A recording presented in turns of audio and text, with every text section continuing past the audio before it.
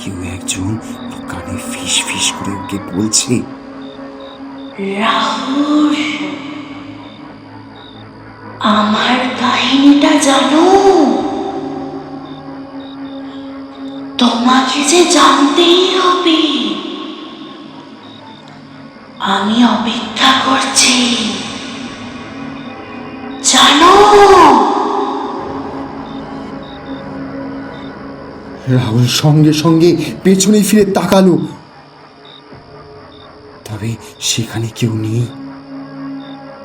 ফের জানলার বাইরে দেখলো, তবে ওখানেও সেই ঘূর্ণিপাকের মতো ধোঁয়া হঠাৎ অদৃশ্য হয়ে গেছে। এমন দৃশ্য চোখের সামনে দেখে রাহুলের পুরো শরীর দরদর করে ঘামতে শুরু করলো।